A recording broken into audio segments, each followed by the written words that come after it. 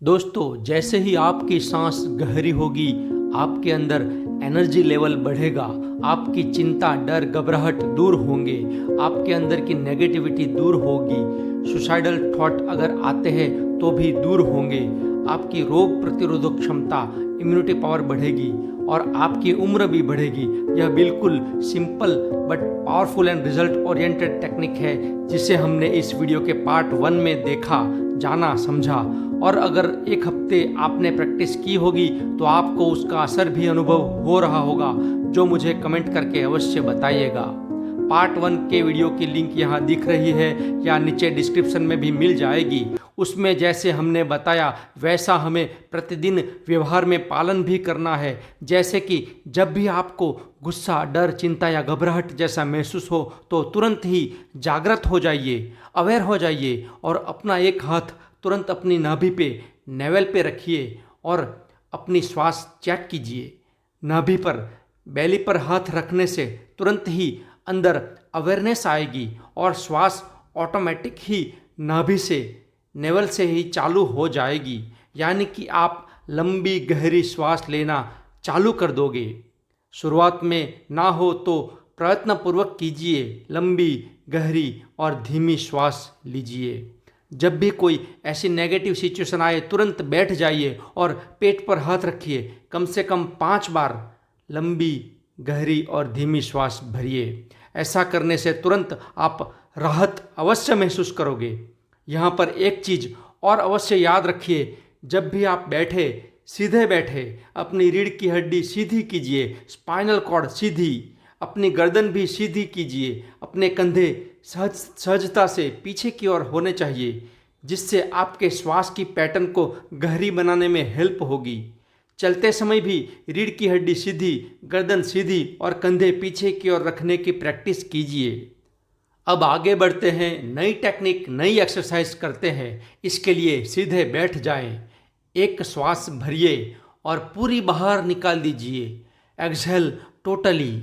फिर अपनी गर्दन नीचे लाइए, अपने हाथ से अपनी नाक बंद कर दीजिए, श्वास भरेंगे नहीं, रोकना है, होल्ड, बाह्य कुंभक की स्थिति जितना हो सके रोक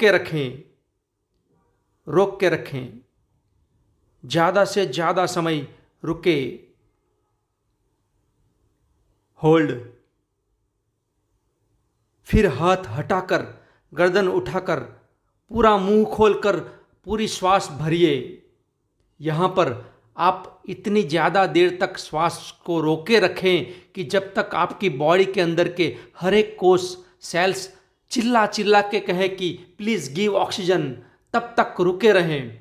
फिर उंगलियां खोलकर, गर्दन उठाकर जब श्वास भरेंगे तब मुंह खोलकर पूरी श्वास भरिए, क्योंकि बहुत देर हो चुकी होगी और ज़्यादा ऑक्सीजन पूर्ति के लिए केवल नाक से काम नहीं चलेगा। यहाँ पर समझिए कि आपकी तरह आपके अंदर के हर एक सेल, कोष मुंह खोलकर पूरी क्षमता के साथ ज़्यादा मात्रा में ऑक्सीजन भरेंगे, इसलिए ज़्यादा देर तक रोकना है। फिर श्वास भरिए। यहाँ पर भी अपनी क्षमता अनुसार कीजिए, ज़बरदस्ती नहीं, पर हाँ, अपनी क्षमता को प्रैक्टिस से धीरे धीरे बढ़ाते रहें। एक बार यह क्रिया करने के बाद नॉर्मल ब्रीदिंग, गहरी, लंबी और धीमी श्वास चालू रखें, कम से कम 2 से 3 मिनट। उसके बाद ही यह क्रिया फिर से रिपीट कीजिए। यहाँ पर फिर से breathe in, breathe out nose से ही कीजिए। फिर और 2 बार यह एक्सरसाइज कीजिए, यानी कि दिन में कम से कम 3 बार यह एक्सरसाइज कीजिए। यानी 3 बार एक्सरसाइज, 3 मिनट बीच में ब्रेक, यानी 10 मिनट का समय लगेगा। इसको भी आप 1 हफ्ते तक कीजिए, फिर अनुभव कमेंट में बताइए। फिर उसके बाद अगले सप्ताह नई टेक्निक, सांसों की नई विधि, योगिक ब्रीदिंग को हम जानेंगे। पार्ट 1 और पार्ट 2 में बताई विधि को आप रोज करोगे तो आपकी एंग्जाइटी, डर, घबराहट, चिंता, डिप्रेशन अवश्य भाग जाएंगे। और फिर भी अगर आप हमारी सहायता चाहते हो तो काउंसलिंग के लिए मेरा संपर्क कीजिए, या फिर 1 महीने तक यह ऑनलाइन कोर्स कीजिए, जिससे आप 100% बेनिफिट पाओगे। इस ऑनलाइन कोर्स को करने के लिए हमारी वेबसाइट विजिट कीजिए या फिर अपने मोबाइल में हमारी यह ऐप इंस्टॉल कीजिए, फिर वहाँ से कोर्स कीजिए। आइए फिर मिलते हैं नई टेक्निक पार्ट 3 में अगले सप्ताह। Thank you, God bless you.